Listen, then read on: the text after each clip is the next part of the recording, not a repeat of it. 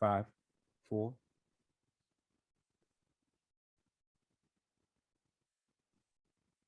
Welcome to Casey Cares, Kansas City's nonprofit voice. We're telling the stories of Kansas City nonprofits and the people behind them. Casey Cares is the intersection of the nonprofit and profit communities, making Kansas City a better place to live, work, and play. Casey Cares is proudly sponsored by the Ewing Marion Kauffman Foundation. I'm Ruth Baum-Biggis. We think of our times right now as being extraordinary in the challenges we face with a global health pandemic, racial injustice issues, political division. People are struggling to meet it all. It's been said that it takes a village to change the world and help people. Well, United Way has been doing that since 1918. What began as Kansas City Charities Fund and ultimately became the United Way of Greater Kansas City is hard at work, trying to work together to find solutions and raise funds to support those solutions and move our community forward. We're so glad to welcome President and CEO Chris Rosson, wearing a different hat from the last time we had the opportunity to chat. That's right. Yeah. Hey, thank you so much for having me. It's a thrill to be here. And yes, last time I was here talking about Teach for America, another great cause that I still very much believe in. And I'm thrilled to have this and really humbled by this opportunity to lead in the community in such a powerful and visible way here at the United Way.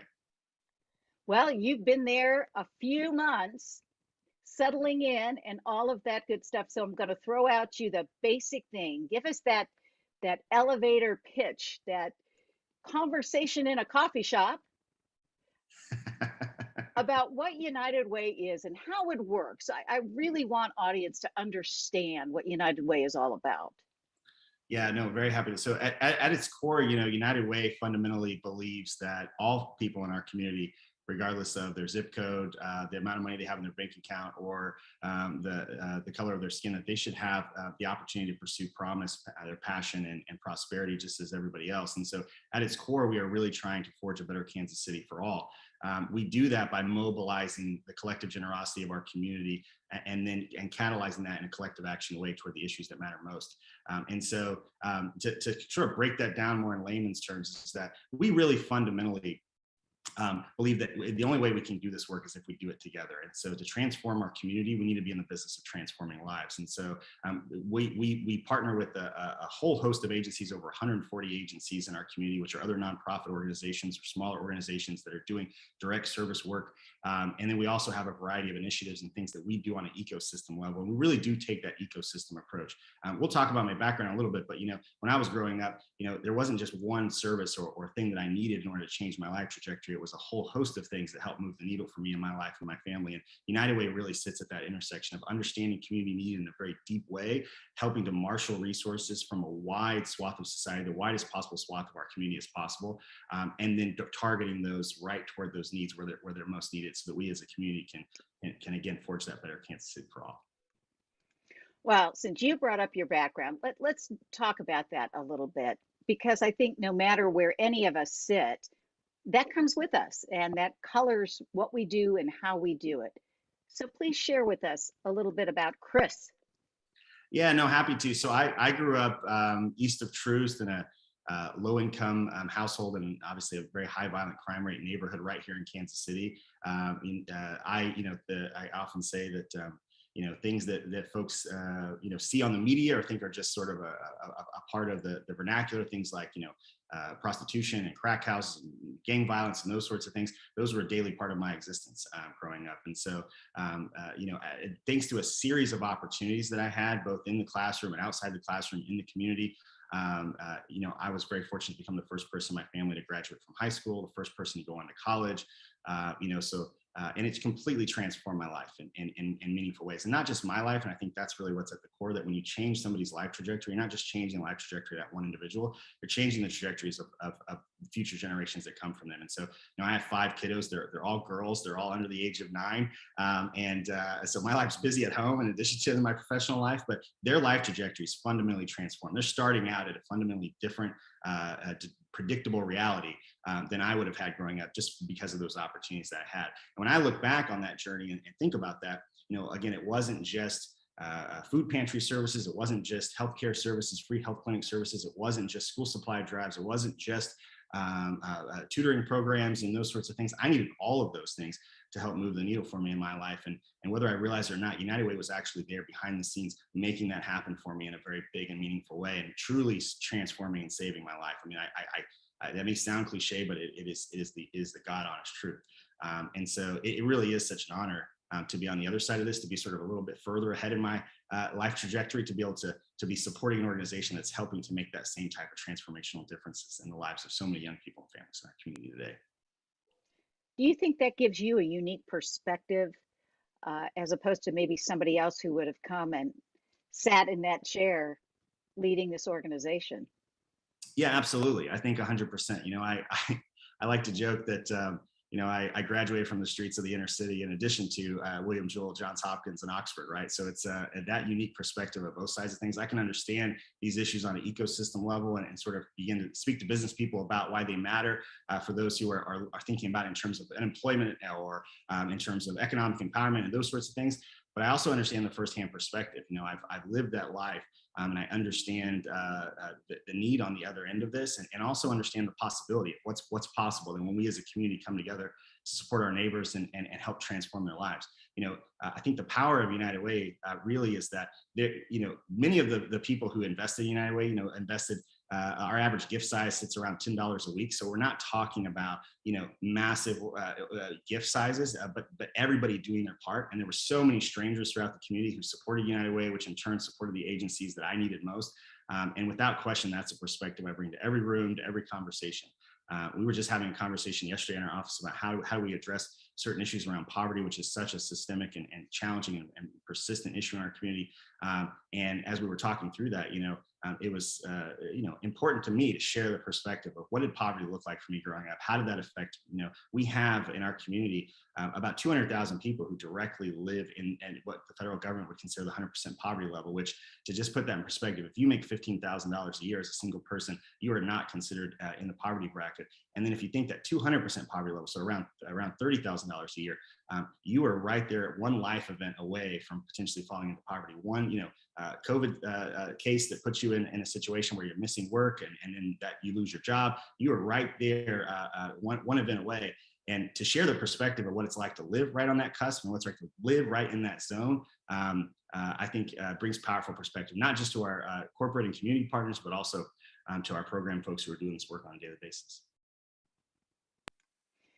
You mentioned a moment ago, that I think you said it was an average gift is $10 a week toward the United Way effort.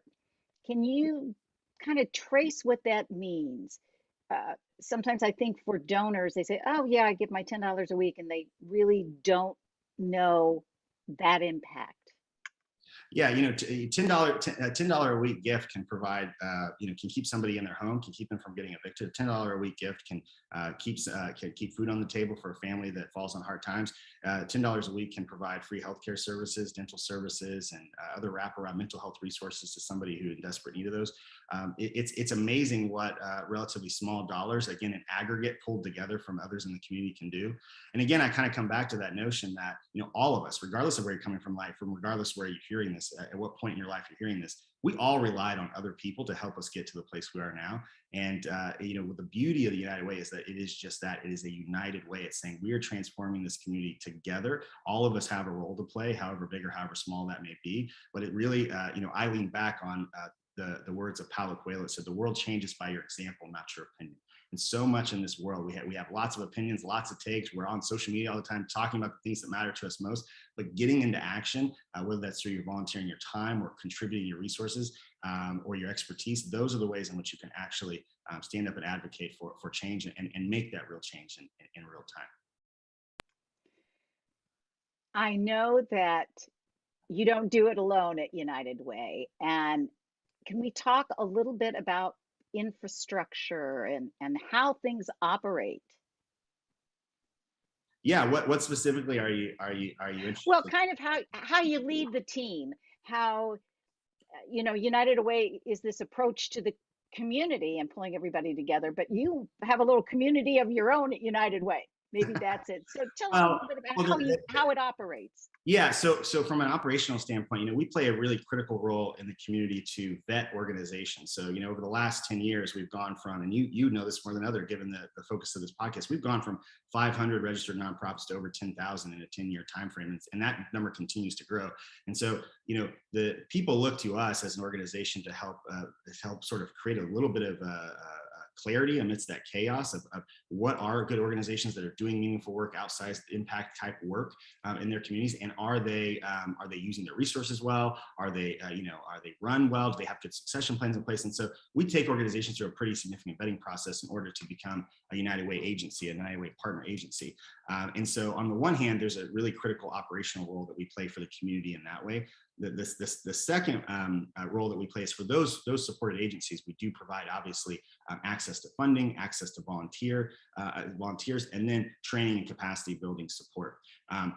In addition to that, there's a whole other space that I think is a bit, I think folks that are familiar with the United Way and our 100-year history, and like you mentioned, like the community chest sort of approach and all this sort of stuff, they sort of don't realize that United Way plays a critical role. But there have been a variety of times in which United Way, because of its size, scale, and connection to the community, and playing this important intersection between the private sector, the general population, and those that the community need,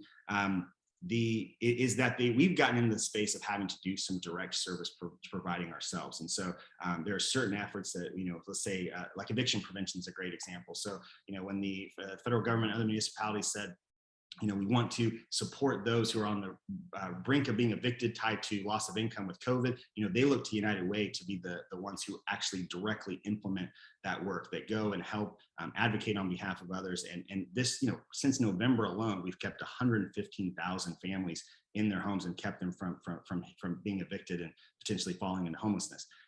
That's one example. Another great example that I think people often, I think it's a little more well known, but is I think pretty under the radar still, is the 211 service that we provide. So this is a call center where you can, if you are in need of services or you're trying to figure out where you can find additional services, so you can be an agency or you can be an actual individual who needs access to food services, needs access to healthcare services, needs a one-time support payment that can kind of help them bridge a gap.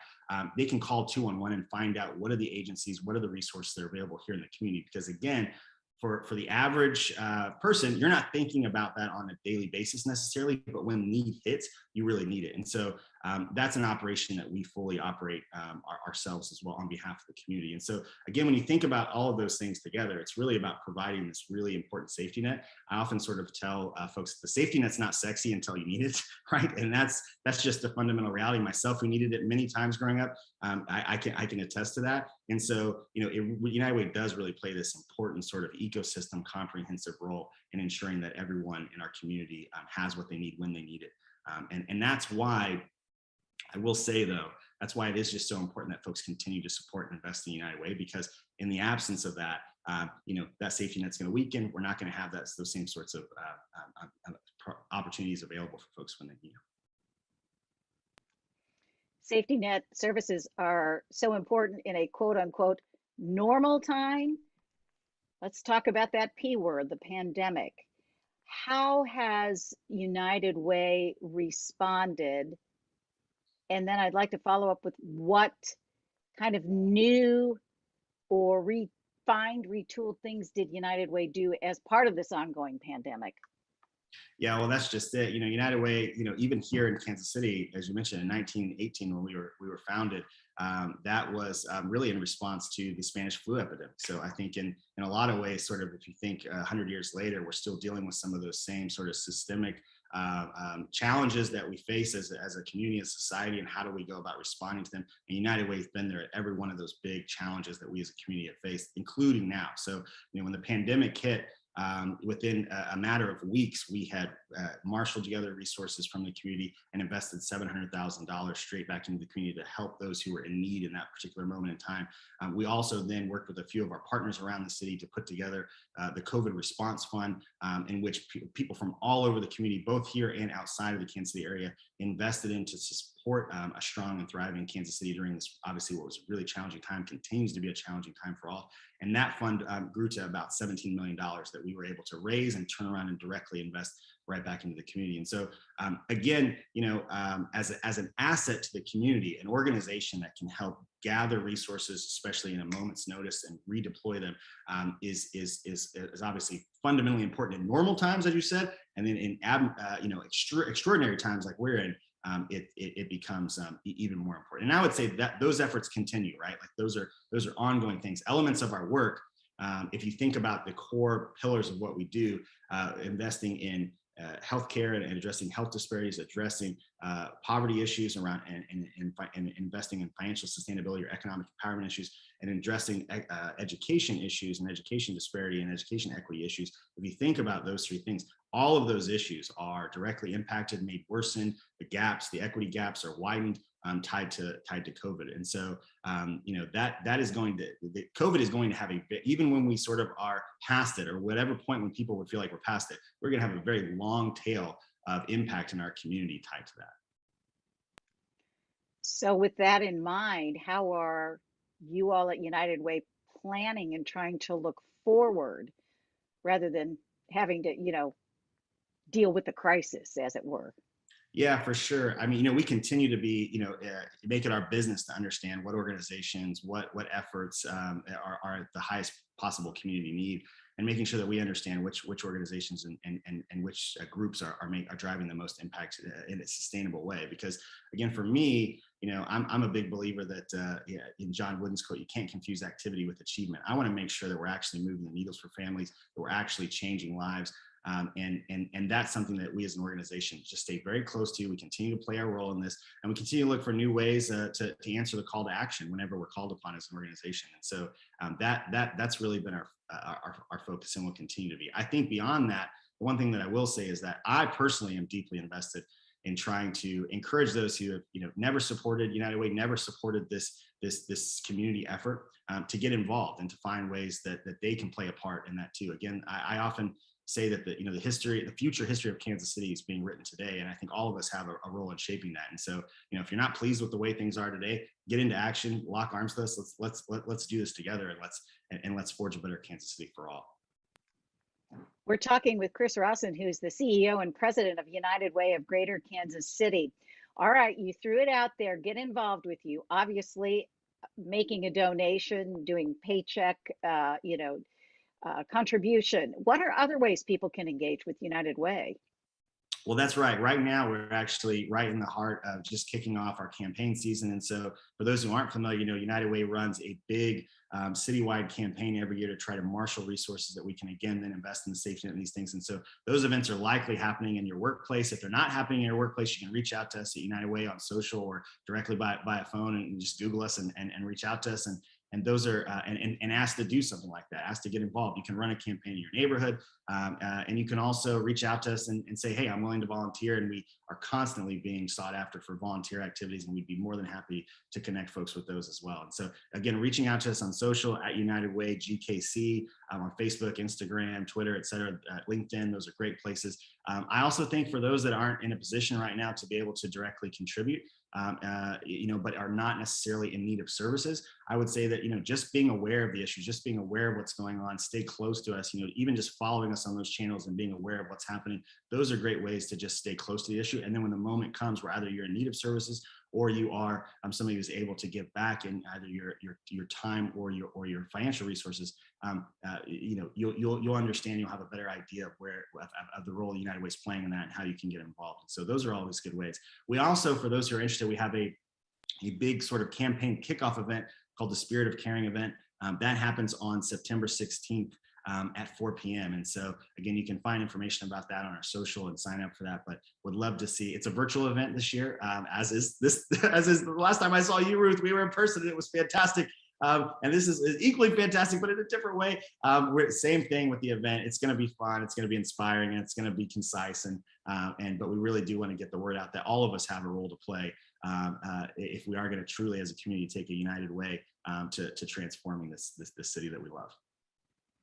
Well, your energy is infectious, even though we're safely distanced, let's say that, and hopefully there will be a time in the near future that we can be together and in person.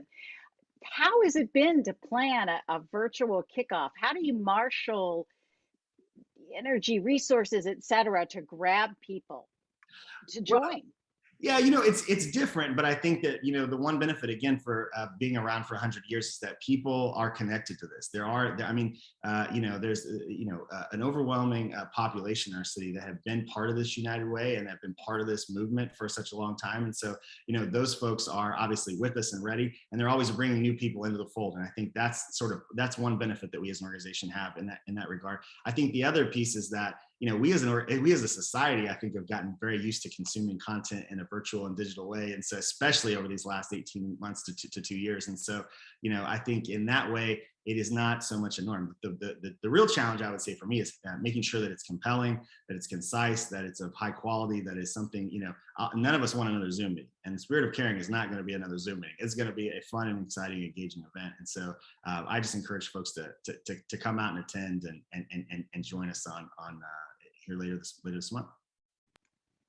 And we'll have information on our social media as well, so folks will know all about it. I wanted to go back to something you had mentioned with pandemic, and that's that big COVID relief fund. And I remember talking with Denise St. Omer, your friend, I'm sure, over at the Greater Kansas City Community Foundation, right when that was being formed and kicking off. And now here we are more than a year later. But what's the status of that fund? Is it active? Is it something that other nonprofits can still reach to for support for what they do?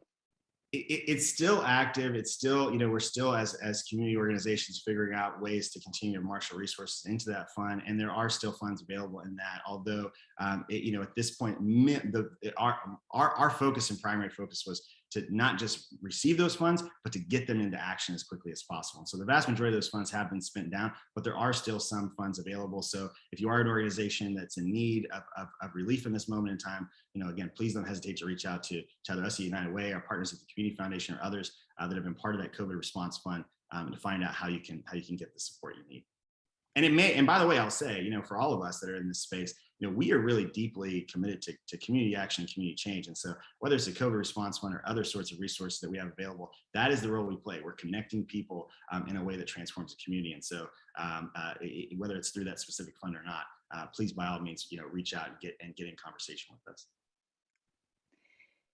I believe that United Way also kind of birthed this direct to donor campaign, where a donor could really say, hey, I want my money to go to this organization. Can you talk a little bit about that? And is that something that you'll continue? That's absolutely right. And we'll continue to do that. So what you're referencing is that for a large part of United Way's history, they took an approach that you paid in your financial support into one fund, and then the organization again matched those funds up to the community need. I still personally strongly believe that is actually the best way to take smaller gifts, put them together, and make sure that they can be targeted and driving impact. I still fundamentally believe in that approach. We do, however, understand that individuals want to have agency over where they're giving. They want to have, some of them have direct stakes and certain causes they care deeply about. And so you can, with your United Way gift, you can directly tie that to an organization and make sure that that's a specific organization or specific cause that you care about. One of the things that I often liken our community care fund to is sort of like the S&P 500 of social impact. So it is about long-term investment to get an outsized return on that investment over time. And so investing in United Way in general is ensuring that those organizations that really do provide the safety net of our community are getting funded, that we're supporting that, and that's over time. And so I think even for those folks who choose to make a direct donor contribution through United Way to a specific agency, I would really encourage those folks to also think about, if you care deeply about the overall ecosystem here in Kansas City, that in addition to having your sort of stock of choice or your organization of choice, that you should also be investing in the community as a whole. And that's what you do right here at the United Way. We've heard from other nonprofit sources that that's sometimes a real challenge to sell that, quote unquote. what's the magic? What's the approach um, to get people to really say yes, check it off, write the check? To sell giving back to the community. Well, to sell United Way as the place to support and keep moving the needle forward, that community chest concept versus I love supporting, underwater basket weaving, and so I'm going to that nonprofit. Bad example, but Well, that's not actually too far, I think, from the truth of what's sort of happened in the ecosystem. Actually, that it's very easy for individuals to create nonprofit organizations, not all of which are doing strong work, and unfortunately, and on the one hand, you would say, well, that's a great thing for our society that we have so many more organizations that are doing good work. I think that the challenge is understanding, are they really doing good work? Are they using their resources effectively? Are they being good stewards of the community resources that are being trusted to them? And at United Way, again, we have a 100-year history of ensuring that that's the case.